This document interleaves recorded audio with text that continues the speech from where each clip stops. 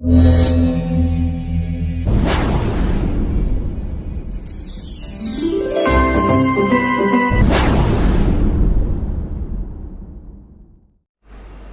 आपको थोड़ी गुरु महिमा सुनाते हैं।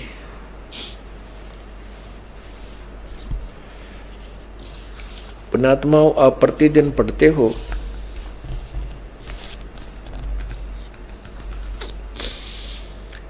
नित्य नियम के अंदर, लेकिन आपने एक रूटीन बना लिया कि नित्य नियम तो करना ही करना है, बस फटाफट फटाफट कर लो आज।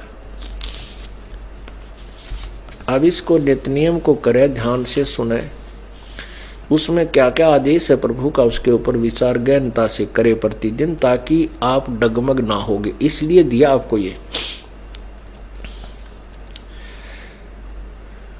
और आप पढ़ते हो, इसके क्रिया इसके विपरीत करते हो, तो आप वही होगे जैसे पहले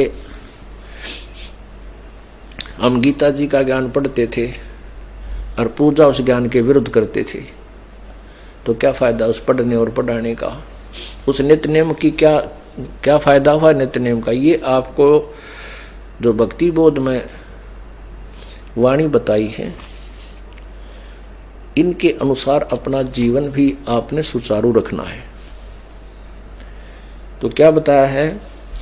दंडवतम गोविंद गुरु बंधु अविजन सोए, पहले बहे प्रणाम तिन नमो जो आगे होए। गुरु को कीजे दंडवत कोटि कोट प्रणाम, कीट न जाने भृंग को यूं गुरु कर है आप समान।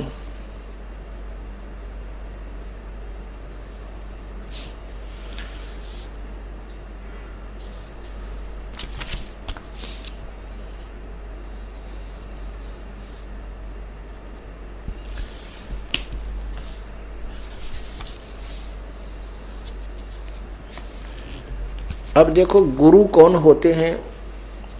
अब जैसे ये 3 लोक के गुरु हैं, और ये जैसा भी इनको ज्ञान है ये साधना बताते हैं, और कहाँ तक स्वर्ग तक पहुँच जाते हैं। फिर स्वर्ग में अपने पुण्यों को अक्षीण करके ये फिर 84 लाख योनियों में पुण्य लौट आते हैं। तो ऐसे गुरुओं से हमें लाभ कुछ नहीं। इसलिए अब सतगुरु शब्द प्रयोग करना पड़ा, अन्यथा गुरु शब्द बहुत होता है। सतगुरु इसलिए कहा जाता है जो सच्चा ज्ञान प्रचार करे, जो तत्वदर्शी संत है वही सतगुरु कहलाने का अधिकारी है। तो परमात्मा कबीर जी स्वयं ही सतगुरु बनकर आए थे, तत्वदर्शी संत बनकर आए थे, लीला की थी उन्होंने। इसलिए हम सतगुरु कबीर परमेश्वर भी कहते हैं। तत्वदर्शी संत कबीर साहेब यानी कबीर प्रभु। तो यहाँ क्या बताया है कि और सतगुरु के स्थान पर फिर गुरु शब्द इसलिए प्रयोग करते हैं कि ये गुरु ही नहीं है जो इनकम्प्लीट नॉलेज रखते हैं। मास्टर वही होता है, गुरु वही होता है जो कंप्लीट नॉलेज रखता है। इसलिए गुरु शब्द ही बहुत है, लेकिन ये गुरु नकली अपने फीत लगा ली, इसलिए सतगुरु कहना पड़ा जो सच्चा ज्ञान बतावे।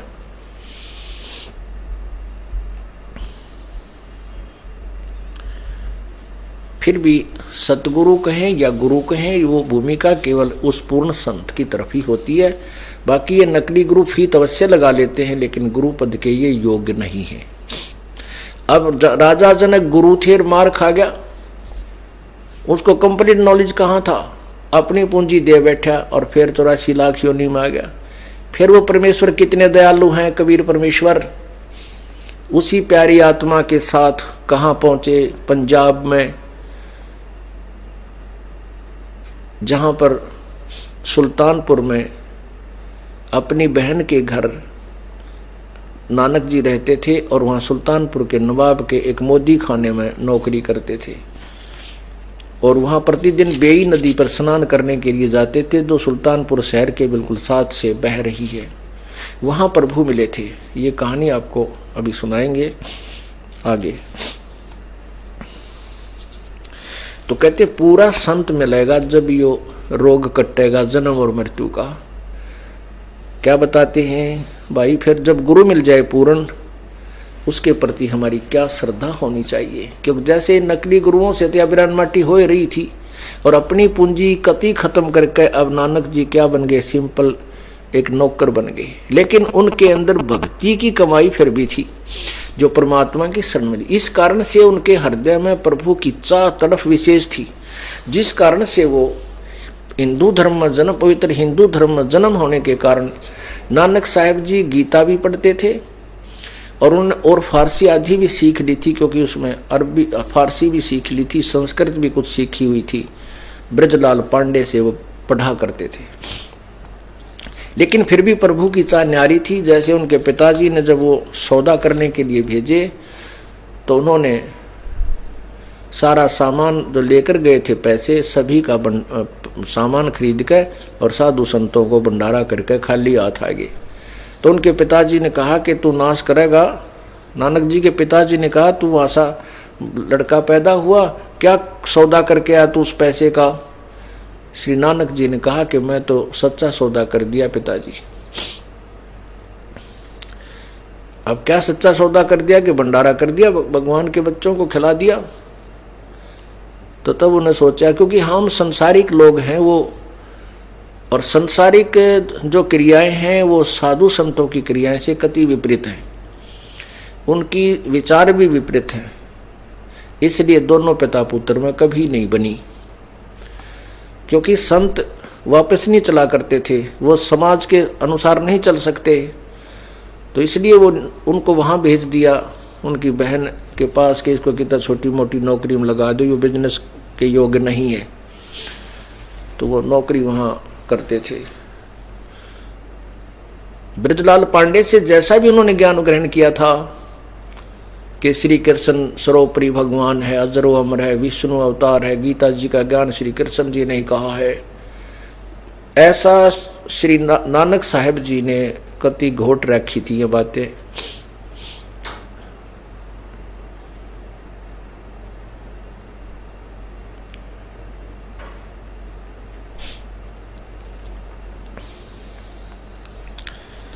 अब आपको ये कथा पहले सुनाता हूँ, उसके बाद ये गुरु महिमा कुछ अंश सुना देंगे। पुण्यात्माओं, नानक साहब जी का जन्म सन 1469 और परमेश्वर कबीर जी का प्रगट होना, प्रगट दिवस यानी प्राकट्य सन 1398 से सन 1518 तक, और नानक जी सन 1469 में उनका जन्म हुआ। तो इससे सिद्ध है कि नानक साहब और कबीर साहब समकालीन थे। समकालीन मीन एक ही समय में पैरेलल उनका जीवन रहा है।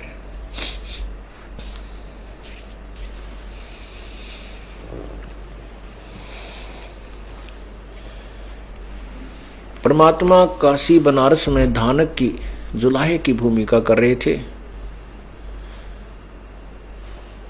और कहते हैं, गोता मारूं स्वर्ग में जा बैठूं पाताले, गरीबदास ढूंढता फिरूं अपने हीरे मोती लाल।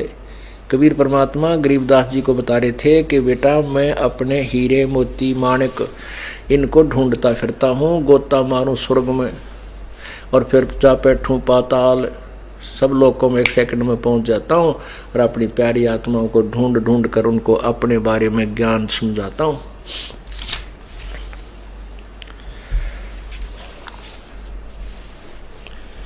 तो परमात्मा को अपनी आत्मा का पता चला, पता तो था ही उनको।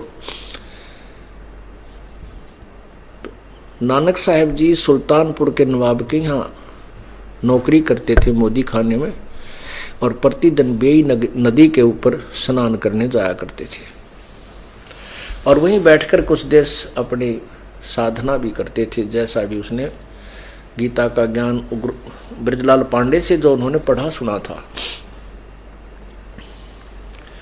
एक दिन परमात्मा कबीर परमेश्वर वहां प्रगट हुए थोड़ी सी दूरी पर, और एक जिंदा महात्मा के रूप में। जिंदा महात्मा एक साधु के रूप में जो एक काला ओवर कोट पहनते हैं, घुटनों के से नीचे का, टखनों से थोड़ा ऊंचा, पिंडलियां तई का, और केवल एक कच्छा पहनते हैं और एक टोप ऊपर पहनते हैं, काला सा टोप, ऊंचे टोप पे ऐसे चोटे से गानू ऐसे ऊंचा था। तो उस वेशभूषा, जैसे आपने सुना है कि धर्मदास साहिब, धर्मदास जी, सेठ धर्मदास जी जो बांधवगढ़ के रहने वाले थे, और वो वृंदावन मथुरा में ऐसे ही अपनी हिंदू साधना करता हुआ, हिंदू पवित्र हिंदू धर्म के अनुसार साधना करता हुआ तीर्थों पर भ्रम रहा था, भटक रहा था, भ्रमण कर रहा था। तो वहां परमात्मा यही जिंदा रूप धारण करके गए थे और उसको कहा था, अपने आप को दास कहा था और उसको महात्मा जी कहा था, सुन वैष्णो बैरागी।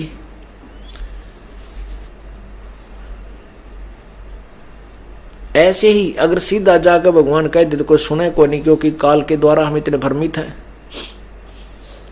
तो वहां जाकर के परमात्मा ने एक दास की भूमिका की नानक साहिब के सामने। नानक जी वहां बैठे थे, स्नान करके, पहली बार जब परमेश्वर गए तो स्नान करके वो अन्य भक्तों के पास बैठे, यानी वहां बैठे कुछ अपना साधना सी कर रहे थे, जो भी उसको क्रिया बता रखी थी। तो परमात्मा जाकर के नानक जी के पास थोड़ी सी दूरी पर विराजमान हो गए और उसको राम राम सलाम वालेकुम जो भी कहा उच्चारण किया।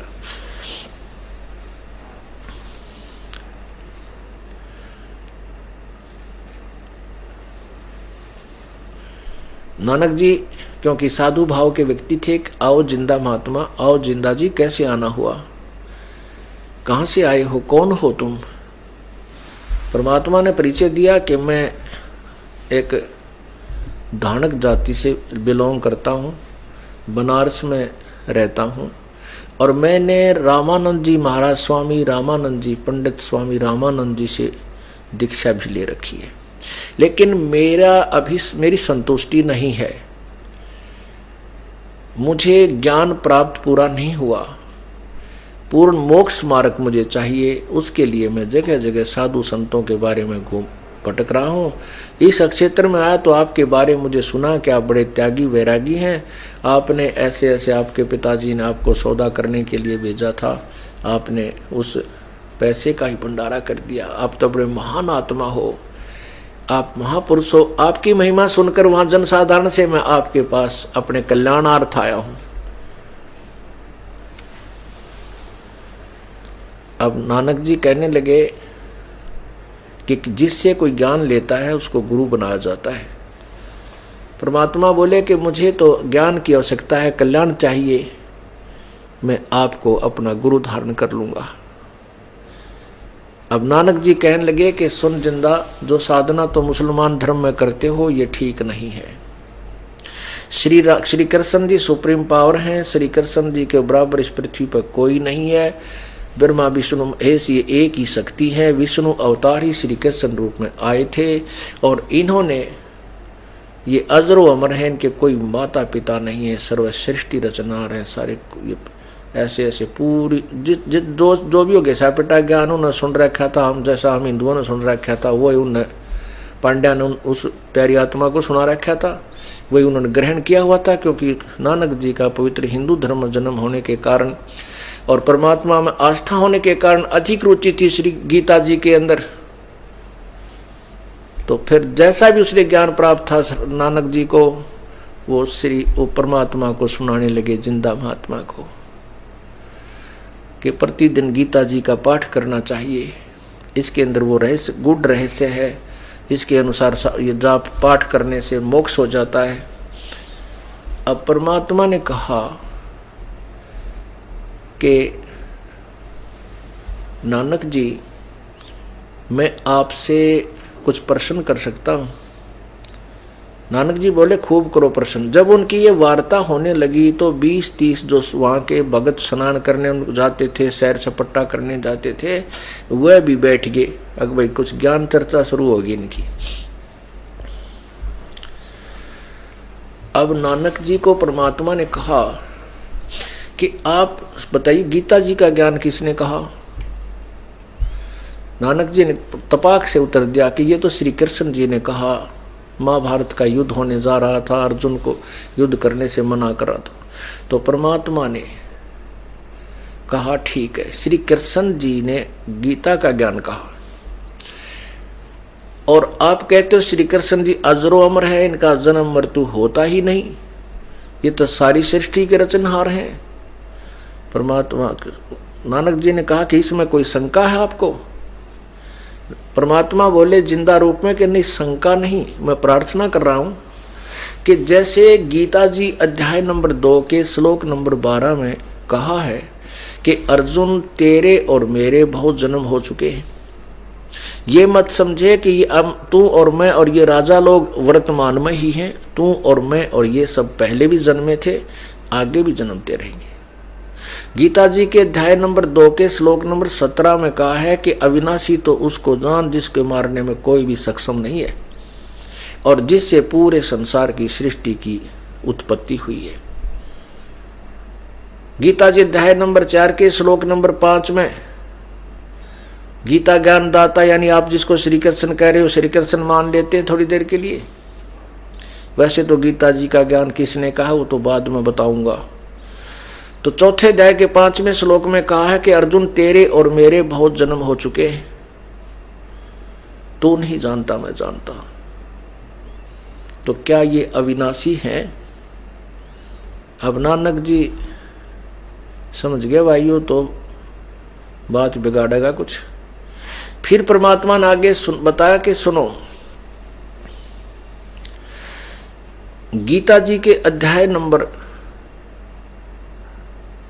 18 के श्लोक नंबर 62 में कहा कि अर्जुन तू सर्वभाव से उस परमेश्वर की शरण में जा जिसकी कृपा से तू परम शांति और शाश्वत स्थान यानी सदा रहने वाले सचखंड को प्राप्त होगा, सत्यलोक को प्राप्त होगा। गीता जी अध्याय नंबर 15 के श्लोक नंबर 4 में स्पष्ट किया है कि जब तत्वदर्शी, जैसे गीता जी अध्याय नंबर 4 के श्लोक 34 में कहा है कि उस परमात्मा के पाने के लिए किसी तत्वदर्शी संत की खोज कर उन संतों को दंडवत प्रणाम कर भली भांति उनको निष्कपट भाव से उनसे प्रसन्न कर, फिर वो तत्वदर्शी संत तुझे परमात्म तत्व का ज्ञान कराएंगे। वैसे भक्ति कर और उसके आप परमात्मा के पाने का क्या मंत्र जाप करते हो? परमात्मा ने प्रसन्न किया। नानक जी ने कहा कि मैं ओम भगवते वासुदेव नमः, ओम वासुदेव भगवते नमः। परमात्मा ने कहा ये ज्ञान कहाँ लिखा है? अब गीता पढ़ा करते थे तो भी नहीं पता था। तो कहते हैं परमात्मा ने कहा कि गीता जी के अध्याय नंबर 8 के मंत्र 13 में गीता ज्ञान दाता कहता मेरा तो केवल एक मंत्र, इसका ना भागवते नमः ना कोई वासुदेव नमः, ओनली